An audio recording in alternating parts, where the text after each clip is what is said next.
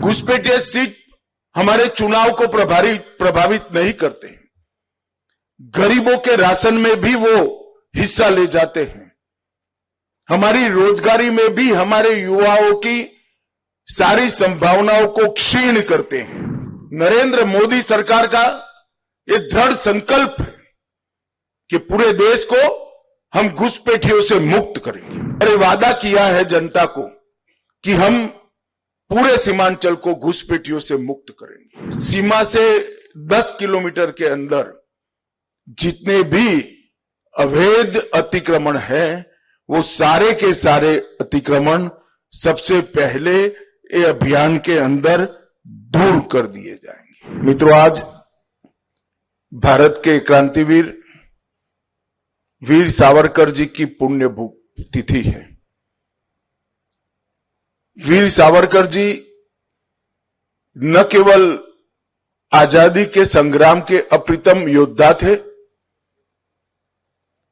एक निडर देशभक्त जिनकी कलम में भी बहुत बड़ी ताकत थी। गद्य और पद्य दोनों प्रकार के साहित्यों से जिन्होंने पूरे देश में देशभक्ति का ज्वार जगाया और मूल तत्वों को विचार करने वाले वो नेता थे। हम सब लोग, देश के सभी लोग, सावरकर जी के पहले 1857 में जो सशस्त्र क्रांति हुई थी उसको 1857 के विप्लव के नाम से जानते थे। वीर सावरकर ने ही दृष्टिकोण बदला और उसको देखने का नजरिया बदल गया कि 1857 में विप्लव नहीं हुआ था हमारे देश के लिए, तो वो स्वातंत्र संग्राम था। ये दृष्टिकोण से ही पूरे देश का गुलामी को तोड़कर फेंक देने का जज्बा उभर कर आया था। उनकी आजादी की इच्छा इतनी तीव्र थी, देशभक्ति इतनी सर्वोच्च सीमाओं पर थी कि दरिया के अंदर भी छलांग लगाकर देश को आजाद करने का उन्होंने प्रयास किया। अस्पृश्यता हो, भाषाओं की शुद्धि हो या परिशुद्ध राष्ट्रवाद की कल्पना हो, ये सभी के लिए वीर सावरकर जी ने मृत्यु पर्यंत बहुत प्रयास किए और निरंतर करते रहे। आज मैं मनपूर्वक पूरे देश की ओर से हमारे महान स्वतंत्रता सेनानी वीर सावरकर जी को हाथ जोड़कर श्रद्धांजलि देना चाहता हूं। मित्रों, आज यहां पर लगभग 175 करोड़ की लागत से एसएसबी से जुड़ी कई परियोजनाओं का लोकार्पण और भूमि पूजन हुआ है। और मैं आज आपके माध्यम से बिहार की जनता को यह भी बताना चाहता हूं, भारत नेपाल सीमा सड़क योजना के तहत 554 किलोमीटर बॉर्डर रोड को भी स्वीकृत किया गया है और इसमें से 18 खंडों में से 14 खंडों पर कार्य पूरा हो चुका है और 4 खंडों पर कार्य की पूर्ण करने की गति अति तेज है। इसके लिए आवंटित 2496 करोड़ में से 2336 करोड़ रुपए का खर्च पूरा हो चुका है। मुझे भरोसा है कि ये रोड बन जाने के बाद निगरानी की आपकी क्षमता अनेक गुना बढ़ जाएगी, नागरिकों की सुविधाएं भी बढ़ेगी और जन सामान्य के कल्याण के लिए ढेर सारे विकास के काम सीमा के अंत तक पहुंचाने में बड़ी सरलता होगी। आज मैं एसएसबी के कार्यक्रम में आया हूं, तब एसएसबी एक जमाने में विशेष सेवा ब्यूरो के नाम से जाना जाता था और हमारे सीमांत गांवों के सांस्कृतिक पहचान, इतिहास, उनकी संस्कृति का संरक्षण और संवर्धन, उनकी पहचान का संरक्षण और संवर्धन, ये जिम्मेदारी एसएसबी के जिम्मे थी। बाद में समय के साथ साथ 65 से लेकर आज तक काम बदलता गया, परंतु अटल जी की सरकार के वक्त एक निर्णय हुआ कि भारत और एक देश की सीमा पर एक ही सशस्त्र बल सुरक्षा करेगा, और तब से लगभग एसएसबी के जिम्मे नेपाल, भूटान की सीमाओं की सुरक्षा का काम आया। 2001 में 1751 किलोमीटर लंबी भारत नेपाल की बाढ़ बगैर की सीमा की सुरक्षा आपके जिम्मे आई, और 2004 से 699 किलोमीटर लंबी भूटान की लंबी सीमाओं को आपको सौंपा गया, और आपने हर जगह पे कठिन से कठिन परिस्थिति में सीमाओं की रखवाली और गांव के जो भारत के रहने वाले नागरिक हैं उनकी कुशलता की हमेशा चिंता की है। मित्रों, जब आप बॉर्डर बगैर की सीमा की सुरक्षा का जिम्मेदारी उठा रहे हो, तब एक बात पर मैं निश्चित ध्यान दिलाना चाहता हूं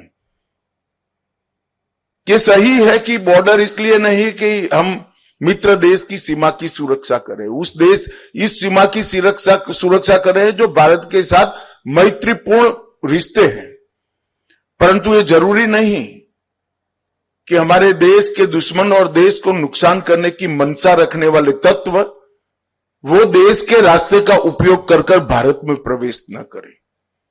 इसलिए हमेशा सीमा सुरक्षा बल ने अपनी नजर भी पैनी रखनी पड़ेगी और अपने इंफॉर्मेशन के स्रोतों को भी बहुत मजबूत रखने की जरूरत है, और इसके लिए जरूरी है कि सीमांत गांवों के अंदर सीमा सुरक्षा बल के जवान और अधिकारी दोनों का संवाद हो, संपर्क हो और अच्छे संबंध हो, तभी हमें गांवों से इंफॉर्मेशन मिल सकती है। उसी तरह से सीमा के उस पार जो सशस्त्र बल है उसको भी हमने हमारे रिश्तों के माध्यम से हमारे काम में उपयोग भी करना चाहिए और उनका भी सहयोग करना चाहिए। सीमा की सुरक्षा के साथ साथ अवैध स्मगलिंग, नारकोटिक्स और कई प्रकार की ऐसी गतिविधियां हैं जिस पर हमें पैनी नजर रखनी है। मैं तो चाहूंगा कि एसएसबी के सभी अधिकारी बैठकर इसके लिए एक एसओपी का निर्माण करें, जिसको जवान तक नीचे तक ट्रेनिंग के समय से ही सिखाया जाए। मैं निश्चित रूप से मानता हूं जहां बाढ़ लगी है, फेंसिंग है, वो सीमा की सुरक्षा करना सरल है। उस और मैत्रीपूर्ण व्यवहार रखने वाला देश न होने के बावजूद भी सरल है, क्योंकि बीच में बाढ़ है। मगर जब खुली सीमा की सुरक्षा करनी होती है तो अनेक प्रकार के सीमा सुरक्षा के नए आयामों को हमने एड्रेस करना पड़ता है, पहचानना पड़ता है और उसका समाधान भी ढूंढना पड़ता है। तो सीमा सुरक्षा बल के डीजी और सारे अधिकारी बैठकर एक ऐसी एसओपी बनाए जो सभी खतरों को नाप लेने में सक्षम हो। अभी कुछ दिन पहले मैंने वाइब्रेंट विलेज कार्यक्रम 2 का आसाम में लोकार्पण किया था, और वाइब्रेंट विलेज 2 और वाइब्रेंट विलेज 1 मिलकर बहुत महत्वपूर्ण सुधार गांवों की स्थिति में करने का लक्ष्य हमारे प्रधानमंत्री जी ने रखा है। मुझे पूरा भरोसा है कि इस लक्ष्य को हम सिद्ध कर पाएंगे। नरेंद्र मोदी सरकार का बहुत प्राथमिकता वाला एजेंडा हमारे जवान और उनके परिवारजनों की सभी प्रकार की सुविधाएं बढ़े और कष्ट कम हो, ये है। इसलिए हमने आयुष्मान सीएपीएफ, आवास योजना, आवास वेब पोर्टल, प्रधानमंत्री छात्रवृत्ति योजना, बहनों को भर्ती करते हैं उनके अच्छे रहने की व्यवस्था, विकलांग अनुग्रह राशि को भी संरेखित करना, कई प्रकार के सुधार जवानों के कल्याण के लिए किए हैं। मैं आज बिहार के सीमांचल के क्षेत्र में आया हूं, तब मैं बिहार की जनता को भी कहना चाहता हूं कि हमने चुनाव में बिहार की जनता को वादा किया था कि हम बिहार को घुसपैठियों से मुक्त करेंगे। घुसपैठियों से मुक्ति से मतलब सिर्फ मतदाता सूची से नाम हटाना नहीं, हम कृतनिश्चयी है कि एक एक घुसपैठिए को भारत की भूमि से चुन चुन कर भारत के बाहर भेजने का कार्यक्रम करेंगे। और भारतीय जनता पार्टी ये स्पष्ट कर देना चाहती है, मेरी सरकार भी स्पष्ट करना चाहती है कि वादा चुनावी वादा नहीं है। नरेंद्र मोदी सरकार का ये दृढ़ संकल्प है कि पूरे देश को हम घुसपैठियों से मुक्त करेंगे। और पूरे सीमांचल क्षेत्र में ये शुरुआत कुछ ही समय में होने जा रही है। मैं खुद चुनाव के वक्त 4 दिन सीमांचल में रहा था, हर जिले में गया हूं और ये वादा किया है जनता को कि हम पूरे सीमांचल को घुसपैठियों से मुक्त करेंगे। आमतौर पर नेताओं के वादे जनता को याद कराना पड़ता है, मगर आज मैं सीमांचल की जनता को मेरा वादा याद कराने आया हूं, क्योंकि मुझे सीमांचल की जनता का सहयोग चाहिए। घुसपैठिए सीट हमारे चुनाव को प्रभावित नहीं करते। गरीबों के राशन में भी वो हिस्सा ले जाते हैं। हमारी रोजगारी में भी हमारे युवाओं की सारी संभावनाओं को क्षीण करते हैं। और इसके साथ साथ राष्ट्र की सुरक्षा के लिए भी एक घुसपैठिए बहुत बड़ा चैलेंज है। और अब समय आ गया है कि समूचे देश ने हर स्तर पर काम कर कर घुसपैठियों से देश को मुक्त कराने का एक अभियान हाथ में लेना पड़ेगा। यह 3 दिन में भारत सरकार के संबंधित सारे मंत्रालय, बिहार सरकार के गृह मंत्रालय, district magistrate, district development officer, SP और कई सारे संगठनों की 3 दिन में डिटेल मीटिंग कर कर हम एक कार्य योजना बना रहे हैं। और सीमा से 10 किलोमीटर के अंदर जितने भी अवैध अतिक्रमण है, वो सारे के सारे अतिक्रमण सबसे पहले ये अभियान के अंदर दूर कर दिए जाएंगे। और घुसपैठिए को चिन्हित कर कर भारत के बाहर भेजने का कार्यक्रम भी हम यहां से शुरू करेंगे। जनसांख्यिकी का बदलाव किसी भी देश के लिए स्वस्थ समाज का निर्माण नहीं करता है। जनसांख्यिकी की स्वाभाविक वृद्धि इसका स्वागत है, मगर अतिक्रमण से, घुसपैठ से जनसांख्यिकी का बदलाव किसी भी देश की संस्कृति, इतिहास और भूगोल तीनों के लिए बहुत खतरनाक होता है। और हम इसको जानते हैं। इसीलिए सरकार ने निर्णय किया है कि उच्च स्तर पर जनसांख्यिकी परिवर्तन की उच्च स्तरीय समिति का घोषणा किया जाएगा और वो समिति न केवल सीमांत क्षेत्र, पूरे देश के जनसांख्यिकी के परिवर्तनों को बहुत डिटेल बारीकी से अभ्यास करेगी और भारत सरकार को इस जनसांख्यिकी परिवर्तन को कुदरती बनाने के उपाय सुझाएगी। और सबसे ज्यादा प्रभावित जो क्षेत्र है जनसांख्यिकी परिवर्तन से, बंगाल, बिहार और झारखंड का क्षेत्र है। बंगाल में भी चुनाव है। मुझे पूरा भरोसा है कि इस बार भारतीय जनता पार्टी की सरकार बनने वाली है। भारतीय जनता पार्टी की सरकार का पहला एजेंडा रहने वाला है कि सीमा पर बाढ़ का काम समाप्त करना और एक एक घुसपैठिए को चुन चुन कर देश के बाहर भेजना। और इसकी शुरुआत, चूंकि यहां पर सरकार बन चुकी है, जनादेश भी इस एजेंडा को प्राप्त हो चुका है।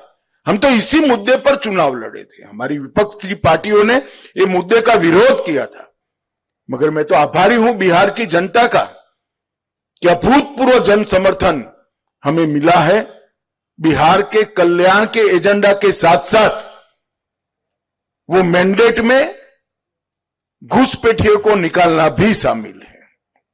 और मैं आज इस मंच से बिहार की जनता को और देश भर की जनता को ये भरोसा देकर जाता हूं कि हम दूसरी बार जनादेश के लिए आएंगे, उसके पहले एक एक घुसपैठियों को भारत के बाहर निकालने का काम समाप्त कर कर आएंगे। और इसमें एसएसबी का भी बड़ा रोल है और आपकी भूमिका जो है वो भी आपको विगत से बताई जाएगी।